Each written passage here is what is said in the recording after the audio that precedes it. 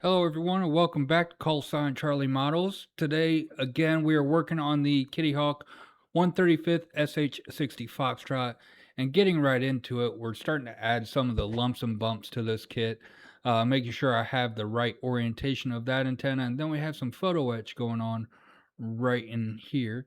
Then after this, we're going to move on to getting the engine hatches on, getting those in. The fit was okay. It wasn't great, but it wasn't as bad as some of the other fit areas on this kit. So, getting this all glued in on the first one, and then we'll be moving on to the second one on here right now. And it just had a little bit of cleanup to do with the sprue connection points, and then getting that in. And then, like I said, it was a pretty good fit. It wasn't a perfect fit, wasn't like a snap tight or like a Tamiya type fit, but it fit pretty good. Only a little bit of putty is going to be required. I'm going to use that Vallejo or Perfect Putty to get those filled in right there. It's not going to require any sanding or anything like that to get those to look right. Now we're moving on to the doors, getting those all cut off and cleaned up. And one of the sprue connection points was right on the inside of the glass work or where the glass is going to go. So getting that cleaned up so we have a nice fit on the glass was kind of a pain in the butt, but we got it cleaned up and we're going to be getting the glass work attached here in a second. Had to pull off the masking tape to help protect the clear parts that we've been doing, and getting a quick test fit of that is a really tight fit, and just had to sand off a little bit of the door, and the door pretty much snapped into place once we got it sanded down. So doing a test fit before I get the windows put in, so that way I don't have to worry about fingerprints or anything like that on the windows. Now that we got the windows or the glass work attached, we can start getting this glued into place. These doors are going to be closed up, so you're not really going to be able to see much of the detail that's in the cockpit now with the pilots in the way and also everything else. But doors were actually a pretty good fit. They were a lot better of a fit than what they were on the Jayhawk.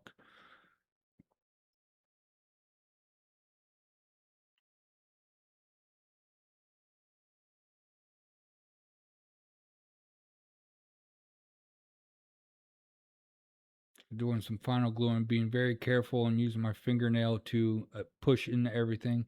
Then also when I was painting the interior, I forgot to paint this little part right here. So I had to go in with my paint marker and hit that up. It's a AK Colors paint marker. Those work really good. And there's a little bit of a ejection pin nub that was causing the paint kind of not to sit right. So I had to go in with my chisel, clean that up, and once we got that cleaned up, the paint went down really well. So I'm letting that dry for a little bit, and then we're going to start adding in these chin glass pieces. These fit perfectly. They basically popped right into place. There's no issue with those at all. And probably the best part of the whole kit so far.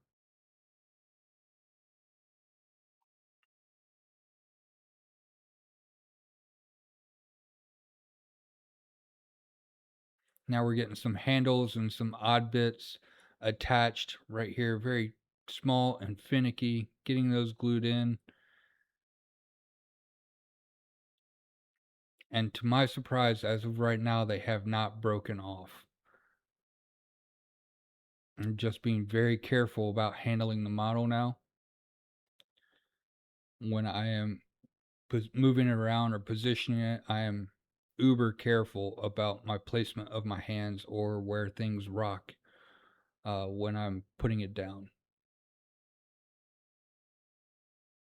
You can see the putty right there on the bottom, on the basically middle of the screen. That's to cover up a molded piece that was molded in for the Bravo kit. So this is basically a Bravo kit with the Foxtrot um, add-ons or whatever you want to say.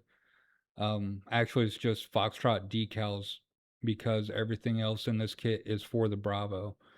Now we're getting the intakes on. Again, these fit actually pretty good. We're gonna have to come in here with the Dremel here in a little bit just to make some modifications to it, so that way we can fit the res kit engine or transmission set in it here in just a second, as you'll see. But getting those all glued in, like I said, those were a pretty good fit. Might require a little bit of putty or a little bit of sanding going in, but not too bad.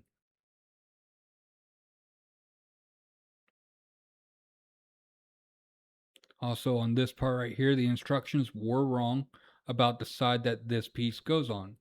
So I'm going to have to, later on, I'm going to be pulling that off and then attaching it to the correct intake.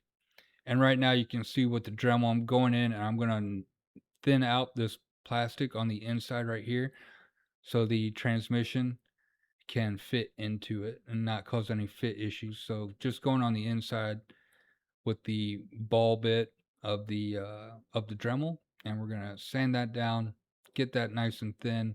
And then also with this one, we did need to sand off some of the transmission to get it to fit, but luckily that's not a part that you'll be able to see in any way, shape, or form when the model is completed.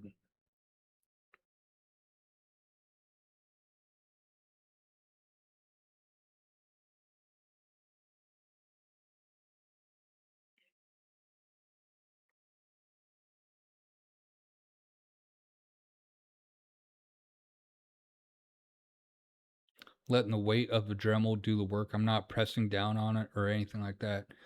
Just loosely holding it in my hand, and like I said, let the weight of the Dremel press down on the piece that you need to have sanded.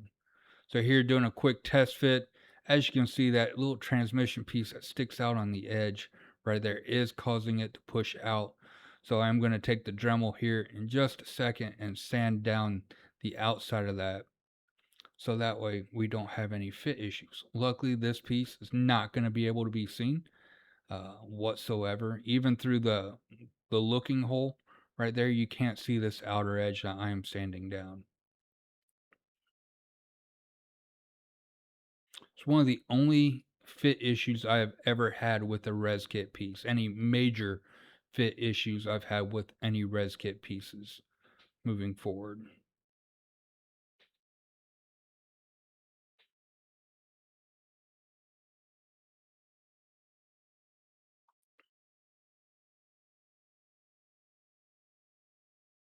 This kit is going to be, like the other 60 that I've built, is also going to be a putty queen.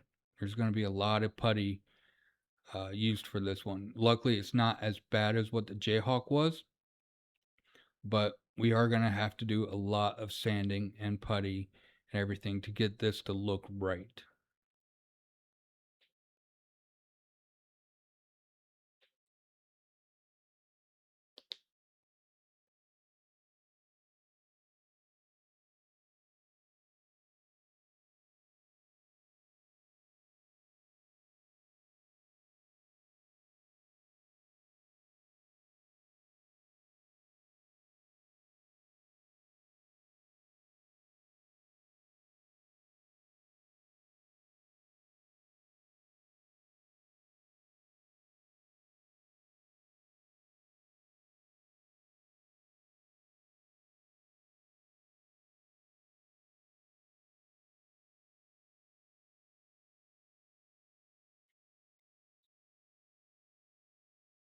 All right, so another error with the Kitty Hawk's SH-60 Foxtrot is in the molding that had this blank spot. And certain other 60s, they have a little intake grill right here or a cooling grill, but on the Foxtrot, it didn't. So what I'm doing is I'm filling in that hole with some plastic card as a backing, and then I'm going to come in with some putty, fill that in, and then we're going to sand that down nice and smooth so it comes out flush.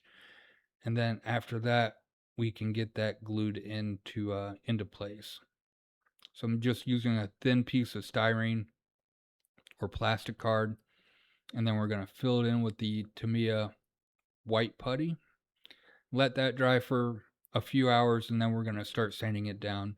Again, using the Despy reciprocating sander. I'm loving this tool right here, and just doing some wet sanding and hitting that spot up. And then we're going to hit the cover right here. Again, same thing. I'm going to work all the way from the 120 grit all the way up to the 1500 grit on this. I'm not going to show all those sandings because it's basically the same thing over and over and over again, but we work our way all the way up, and then we're going to be getting this piece attached here in just a second after we do one more round of sanding.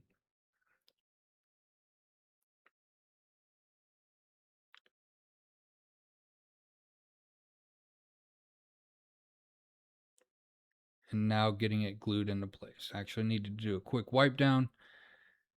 And there we go. Now this piece fit actually really well.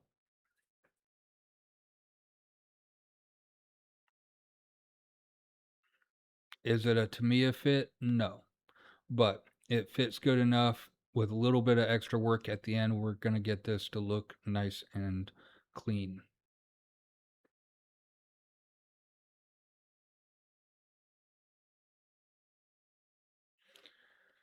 Then adding in some photo etch right here, and then in just a second we're going to see the extended landing gear for in-flight. Used plastic card to get that done. Just made some measurements. You're going to be able to see it here briefly for just a second, and then that's going to be it. So I'm going to see you guys here in just a second.